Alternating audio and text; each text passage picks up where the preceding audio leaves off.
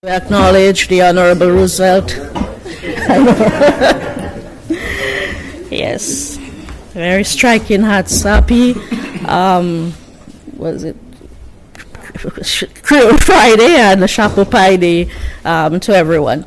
So as I was saying, we acknowledge the Honorable Roosevelt Scarrett and Mrs. Scarrett, or the members of Cabinet, the Minister for Public Works, Public Utilities, and the Digital Economy, Honorable Fidel Grant, his PS, Mr. Emil Lancelot, various PSs who have joined us this morning, including the Permanent Secretary in the Office of the Prime Minister, contractors who are here with us, as well as some staff from the Ministry of Public Works, members of the media, those of you tuned in via radio, online, via television. Good morning, everyone, and welcome. We are here this morning for the contract signing ceremony for the road edge rehabilitation works, and to tell us more about that, we immediately call on the Minister for Public Works, Honorable Fidel Grant, who will address us first.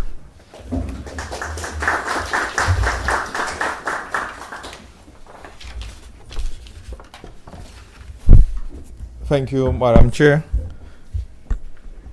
Let me recognize the presence of the Honorable Prime Minister, Honorable Roosevelt Scarrett, the Minister of Finance, Honorable Dr. Irvin McIntyre, my cabinet colleagues, my colleague within the ministry, Honorable Hippolyte, other permanent secretaries, contractors, ladies and gentlemen, good morning. Today marks a significant day in our continued efforts to build back stronger. We are here for this contract signing ceremony where we undertake road repair and road rehabilitation at 6 locations. Later this afternoon, we will be signing another contract just over $900,000 for the Collyho City Fence Wall. Today, the total of 7 interventions is at a cost of $5,809,362.13. Dominicans, the opposition elements do not like us to mention the words Hurricane Maria and Tropical Storm Erica. They want us to remain quiet about the destruction of our public infrastructure, which has gone on over the last 5 to 10 years. These severe weather conditions have never been experienced before. But 7 years later, we continue to undertake restoration and repair work to our road network, which has become vulnerable to these adverse climate conditions. I will now give you some details of the projects and the contractors. The Salisbury Box Culvert Crossing, the contractor, Caribbean Concrete Limited, the contract sum, $2,070,439.30. The ministry conducted an assessment of the box culvert crossing at Salisbury, which revealed that the 2-meter Amco pipe culvert, which was installed in the 1980s, has deteriorated. This failure resulted in significant depression in the road pavement, thereby posing serious risks to road users, threatening the stability of the road infrastructure. The construction of a box culvert crossing at Salisbury entails the reinforced box culvert crossing.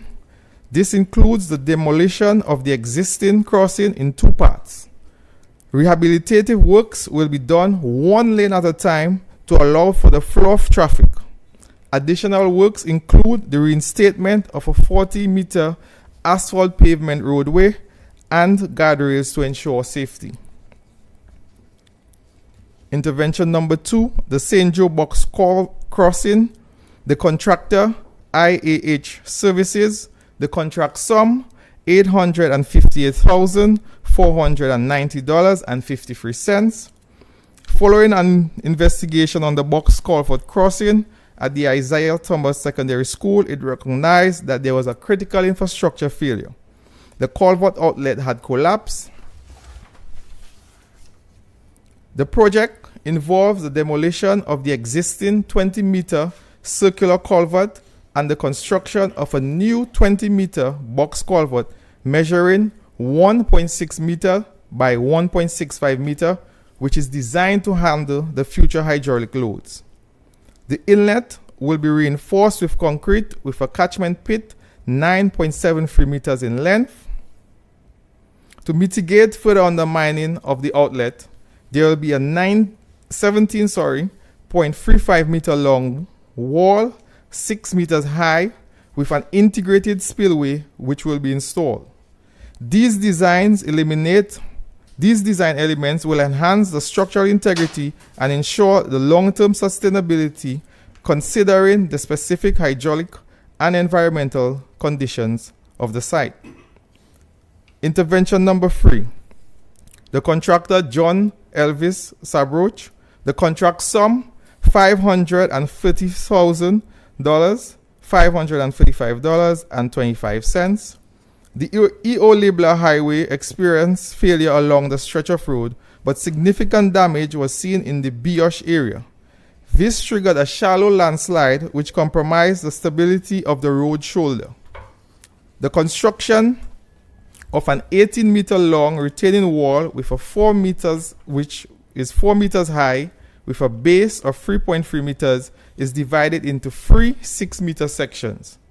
The scope of work includes site excavation, installation of drainage systems to manage the runoff of water, the construction of a reinforced concrete retaining wall, and upon completion, the project road shoulder and pavement will be reinstated for safe and stable use.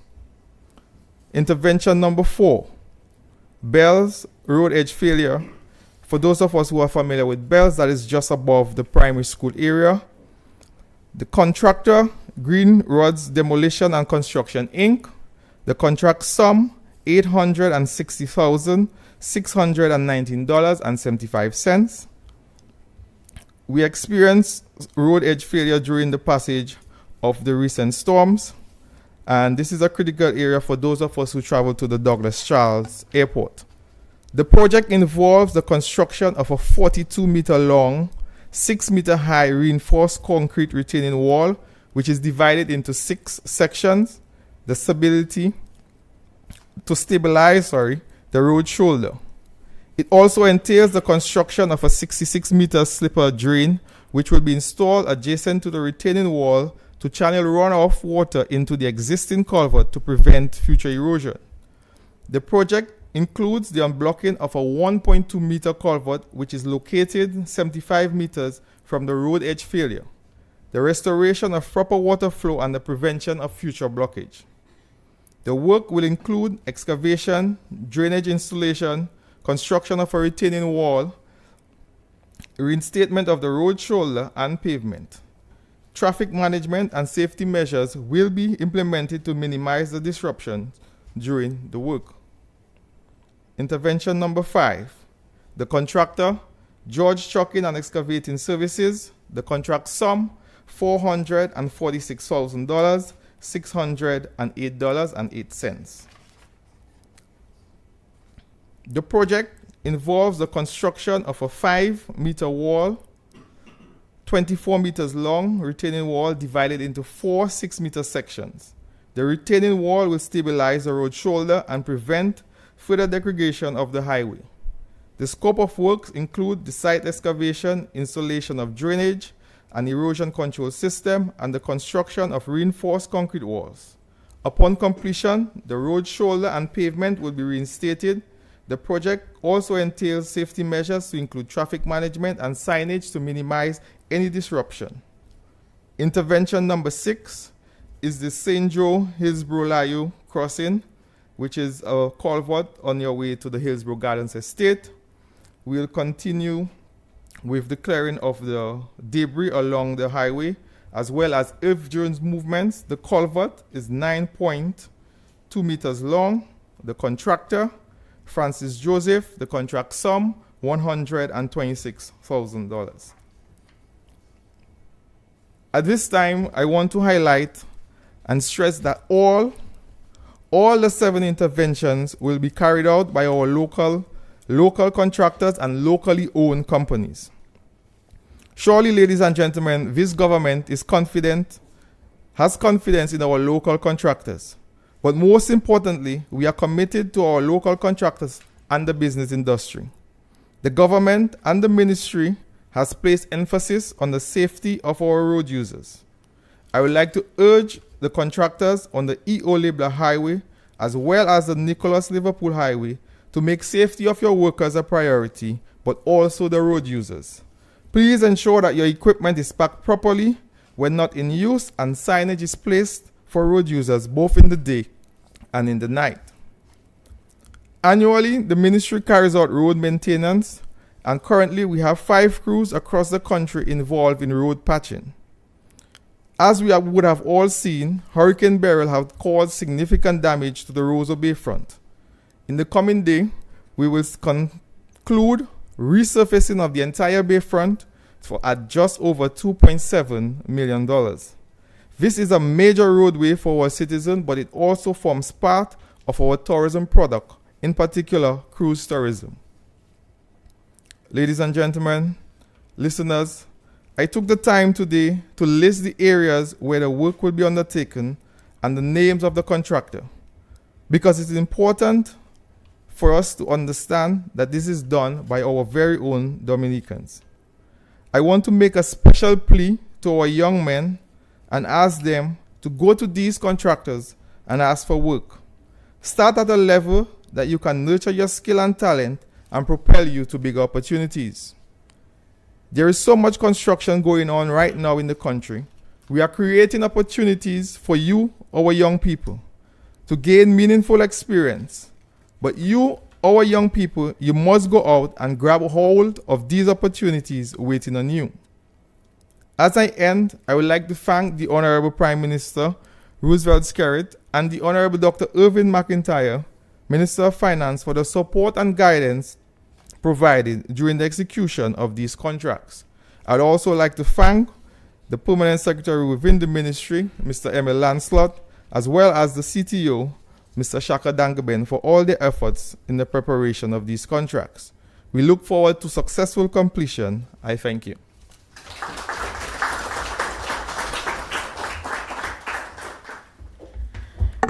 Thanks to Honorable Grant for the overview and the scope of work provided. We do take note of the information that all 7 contractors are local. We think that's pretty significant. So thank you so much, Honorable Grant, for the information provided. At this point, I'd like to welcome the Honorable Roosevelt Skerrit, the Prime Minister of Dominica, to address us.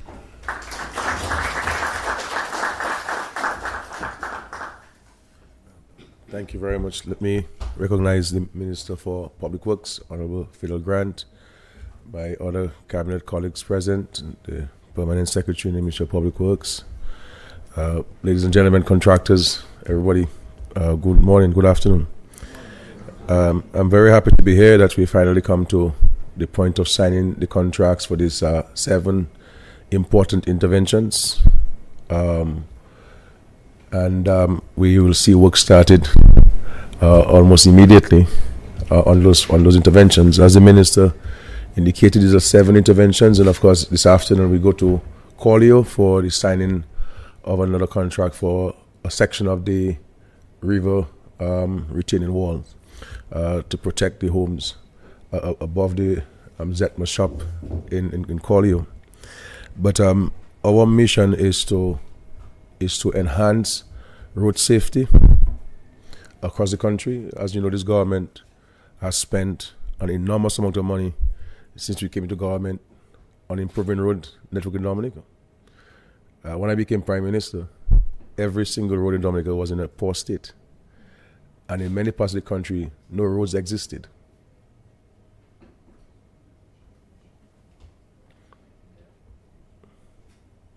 None. And people criticize us for spending money on roads. But when I looked at the manifesto of the Labour Party under the leadership of E.O. Leblanc, they said then that they were going to provide education, housing, they're going to improve agriculture. they'll build schools. And then below, they said that to do all of these things, we need roads. You can't get to school if you have no roads. You cannot get to the hospital if you have no roads. You cannot get to your farms if you have no roads. You can't get to the markets if you have no roads. There are many parts of Dominica where the ambulance couldn't go to. There are many parts of Dominica where it was completely covered with mud.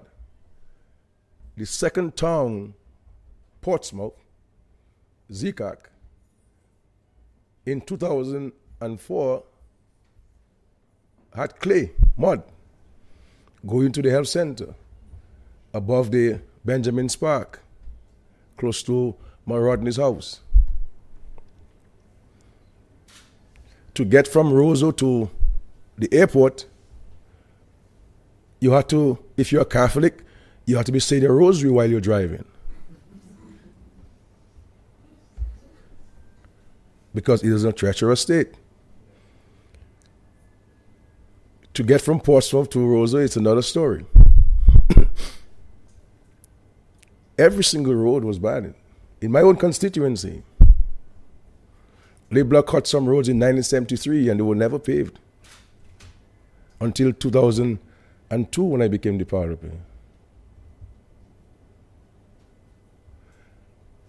And notwithstanding the impacts of so many natural disasters that we have had to contend with, we can say in Dominica that we do have pretty decent roads in our country.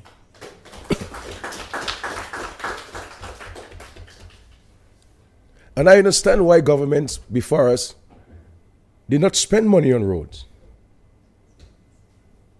One, because they did not understand the importance of roads. And secondly, they didn't have the ability to raise the money to build those roads because they're expensive. It's cost a lot of money. If you to tell any government that you're going to build a road from Wadiab to Hatton Garden and you will send a contract of $127 million, they won't do it. Plus cost overruns.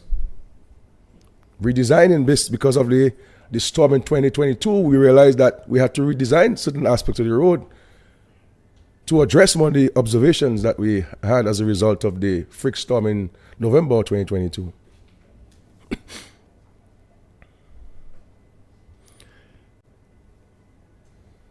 When you drove from Roseau to Douglas Charles, every bridge was a single-lane bridge.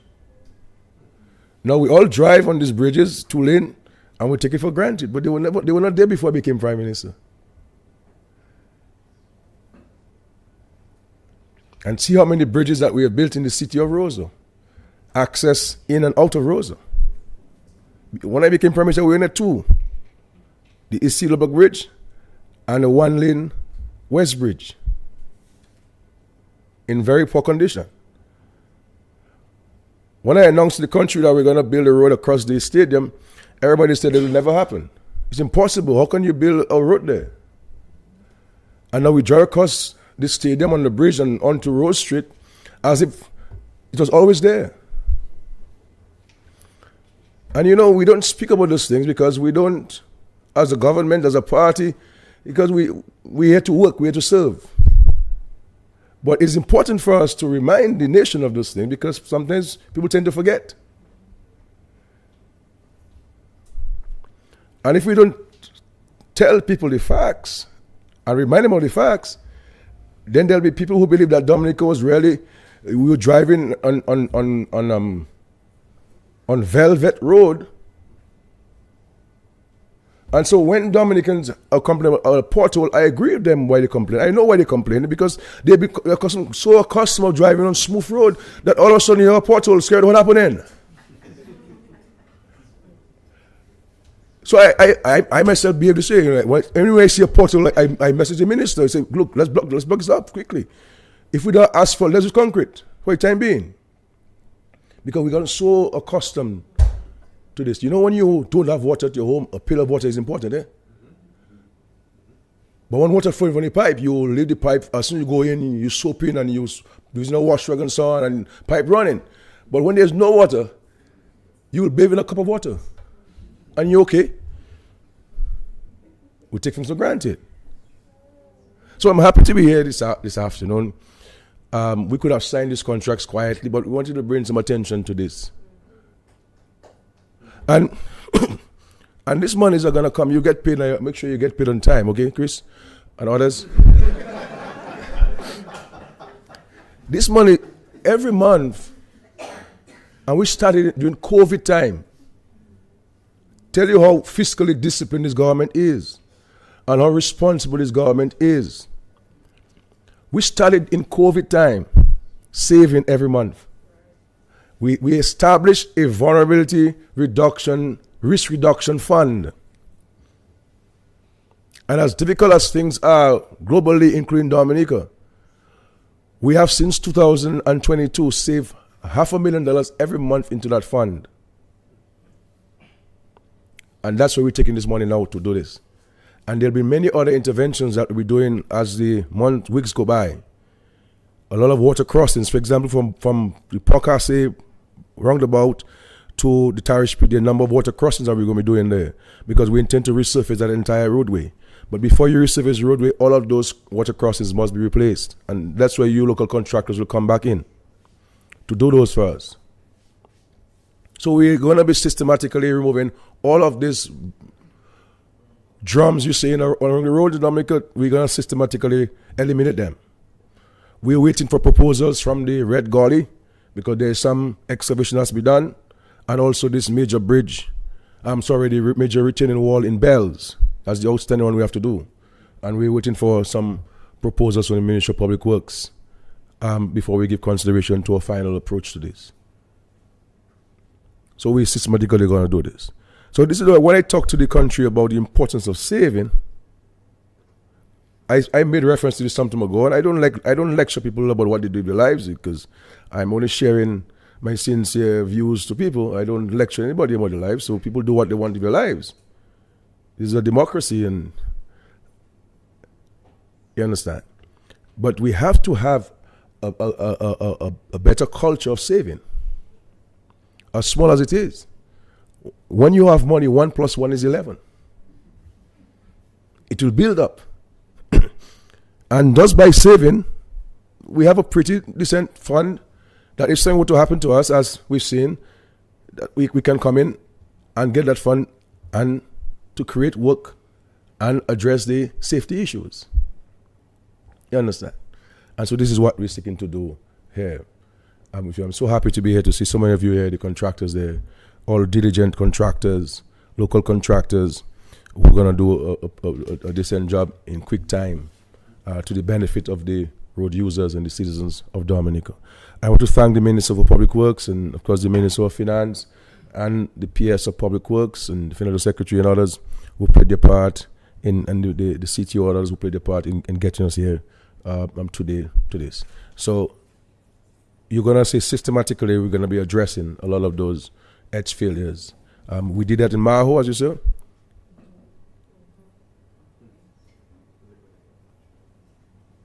People will complain about the drums, and people drive as if, well, the drums are still there because they haven't said anything,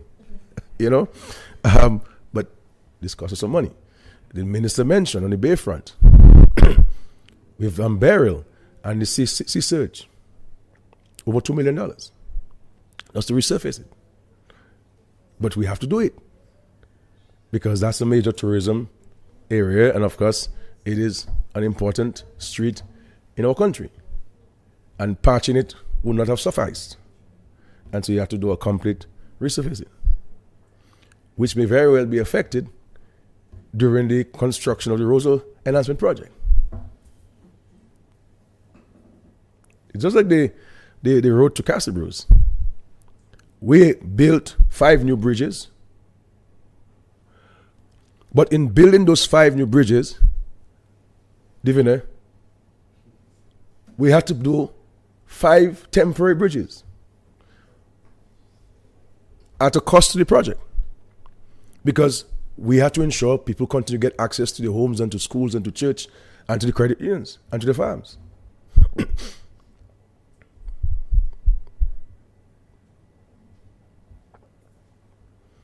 I see the part of Rosa South there. I'll stop very soon, okay? But in Eggleston and Girardale and Castle Comfort, never had pipe-borne water when I became Prime Minister. Girardale is a suburban area. But governments before me did not do it because they looked at water from an economic standpoint. If we spend all that money, how are we going to make the money back? How much are we going to pay? But in this Labour Party, we looked at it as a public health issue. As a need. As a public good. And we spent over $8 million. And we're utilizing a pump, running electricity 24 hours to pump water.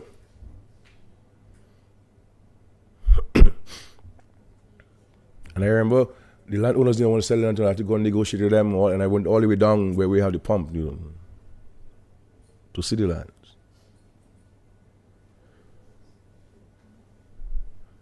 In Goodwill there, in 2004, we had asbestos pipes going on to Federation Drive and to Santa Roma.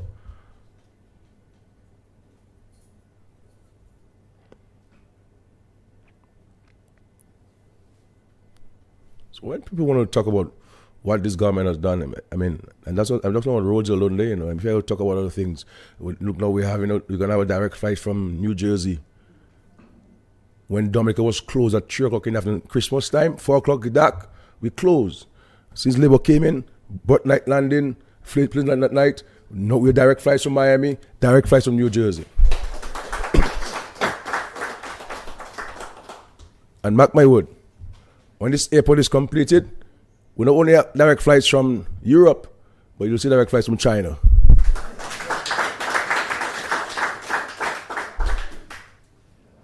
So, yeah.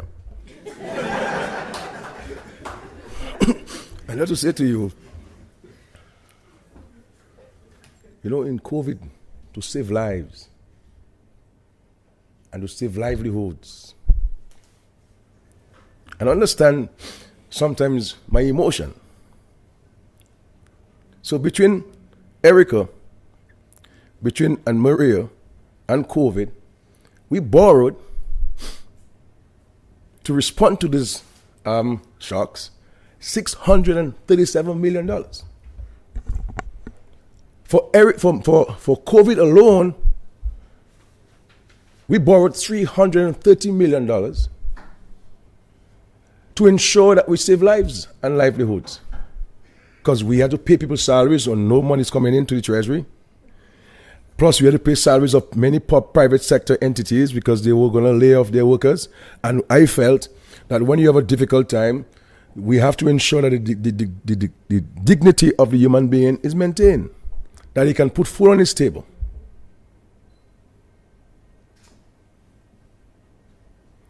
And at no time we ran out of PPEs. At no time we ran out of test kits. And we're paying for a rapid test $20 per test. And just imagine buying 20,000 of those at one time. And we're paying for the other test, what do you call it again? The PCR, $100 of test. And we're giving it to you, all of you, for free. And everybody will test every day. For free. And we had people down at Portsmouth renting the apartments, 3 meals. When you were telling guys, time to go home, guys saying, well, go where? But man, are you okay there? You sure I don't have COVID? Check again. But guys want to stay there. May have internet, may have TV, may have afternoon snack. And if you came down there without Roland and without cream and without a boxer and a vest, we get to you. Paid for.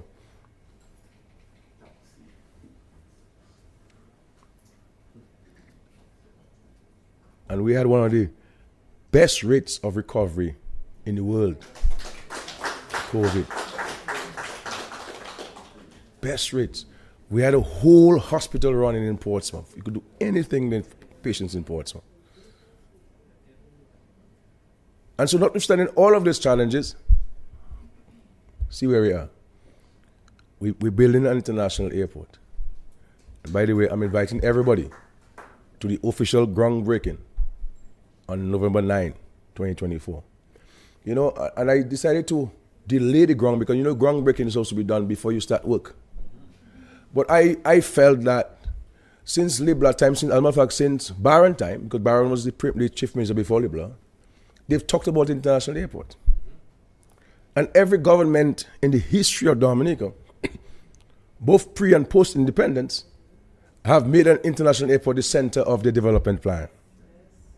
And so Dominicans were wary with politicians and governments and parties, and rightly so, who said they would build an airport, an international airport. And I say, people will have hesitation. So don't want to break gongs. Let's start. Let us bring it to a point where you can see the runway. You can see the alignment of the runway. And so we're inviting all Dominicans. This is a national project. And just imagine what is happening by way of night landing, by way of the extension of the runway at Douglas Charles. Just imagine what the international airport will bring to Dominica.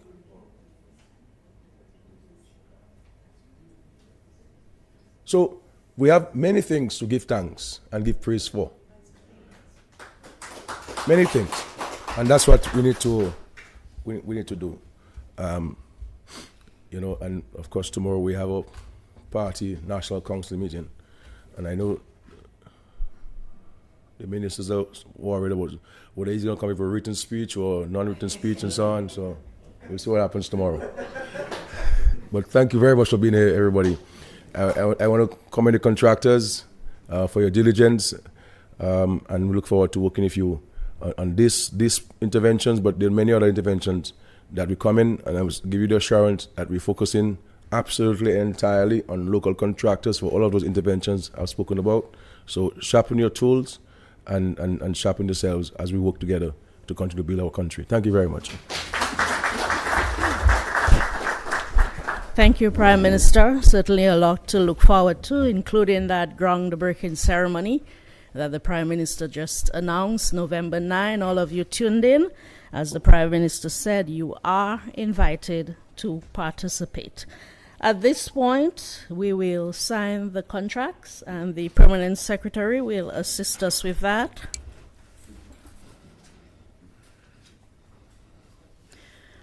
I will call the contracting firm. You will make your way to the front, the representative, that is.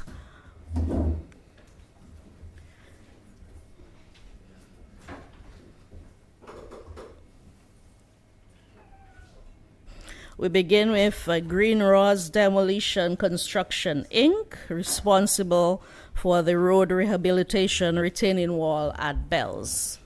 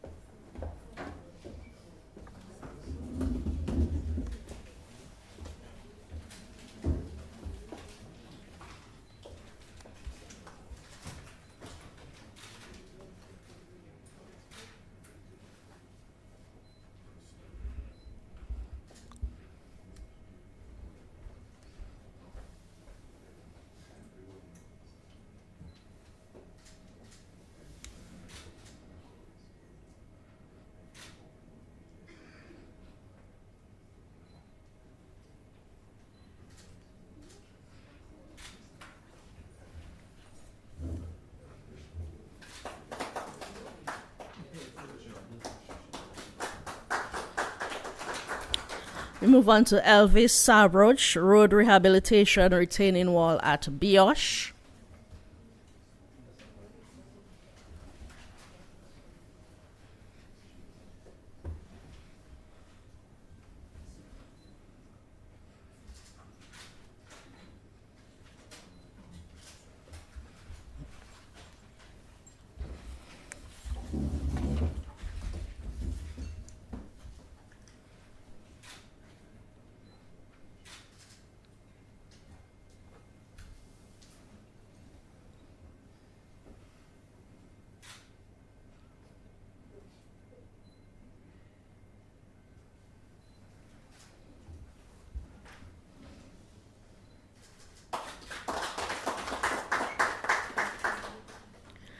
Francis Joseph, Hillsborough Rehabilitation.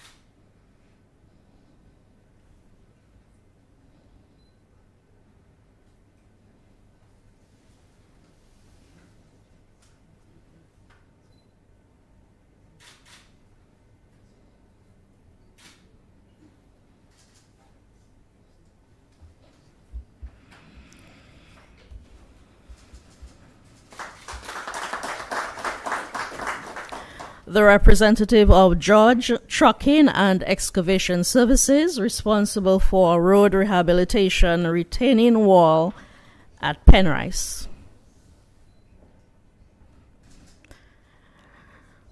Road rehabilitation including a retaining wall at Penrice.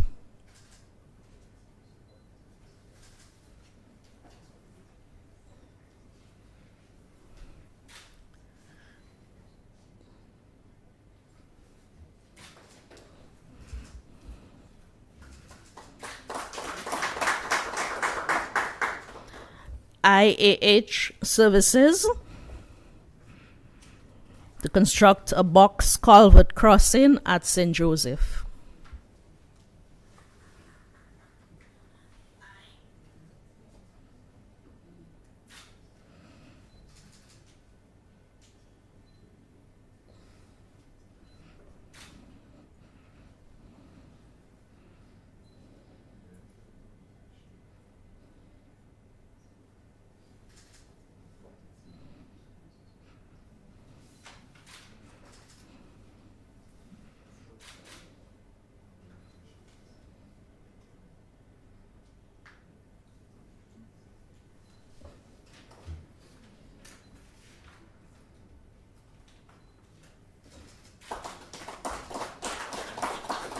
The representative of Ken D Construction, who will address edge failure at Roger. We move on to the representative of Concrete Limited, Caribbean Concrete Limited, responsible for a box culvert crossing at Salisbury, to address edge failure in that area.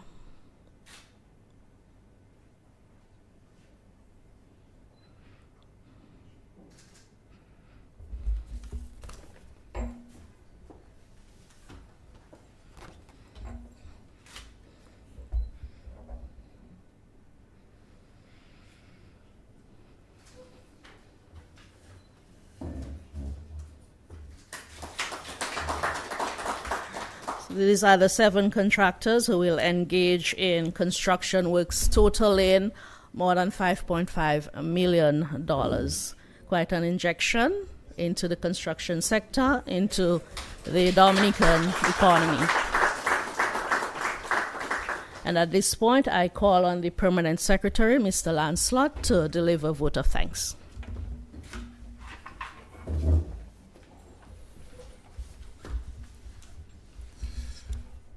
Honorable Fidel Grant, Minister for Public Works, Public Utilities and the Digital Economy, other members of Cabinet, Permanent Secretaries present here, staff of the Ministry of Public Works, contractors, members of the media, invited guests, ladies and gentlemen, good afternoon. On behalf of the Ministry of Public Works, Public Utilities and the Digital Economy, I want to take a moment to extend our deepest gratitude. Today represents a significant step forward as we embark on initiatives aimed at enhancing road safety and resilience through the signing of these contracts. First, we must give thanks to God for granting us the wherewithal to undertake these important projects. To the Honorable Prime Minister, I extend heartfelt thanks for your encouragement and leadership in advancing these projects to this point, and for giving us a historical perspective of the importance of investing in roads through your remarks today. I would also like to express appreciation to our Minister of Public Works, Honorable Fidel Grant, for his informative delivery. This momentous occasion would not have been possible without the dedication and hard work of the Chief Technical Officer and the staff of the Technical Services Division, as well as the cooperation of the contractors awarded these contracts. Our gratitude also goes to the Senior Administrative Officer and the staff of the Ministry of Public Works, along with the Ministry of Finance, who worked tirelessly behind the scenes to ensure that the procurement process was handled efficiently and swiftly. Your diligence, professionalism, and teamwork are greatly appreciated and serve the common good of all. To the media, our guests, and all stakeholders present today, thank you for attending this important event. Your support and encouragement are invaluable to us, and we look forward to your continued partnership on our development journey. Finally, as we look ahead, we anticipate the great work that will follow this signing, and we are excited about the positive impact these projects will bring. We also look forward to the cooperation and understanding of the public, as there may be some inconvenience felt during implementation. Once again, thank you all for being here and for your contributions to this significant occasion.